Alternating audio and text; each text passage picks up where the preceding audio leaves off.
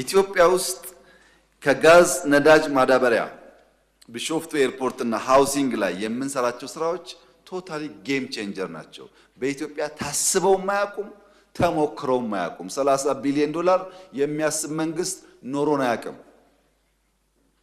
ይሄ ጌም ቼንጀር ነው። ሚሊየንስ ኦፍ ዩዝ ስራ ያገኛሉ፣ ስራ ይፈጥራል፣ በከፍተኛ ደረጃ ምርታማነት ይጨምራል። የማዳበሪያና ጥናቱ ከተሳካ የኢትዮጵያ ፕሮዳክቲቪቲ ቢያንስ በእጥፍ ያድጋል።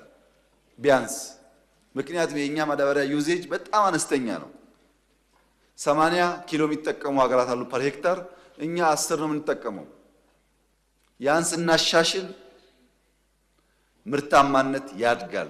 ከዛ ተጨማሪ ደግሞ ለእያንዳንዱ መሬት ለእያንዳንዱ አፈር የሚስማማ ማዳበሪያ ማምረት ከቻል በእኛ ምርታማነት ውስጥ ከፍተኛ ውጤት ያመጣል።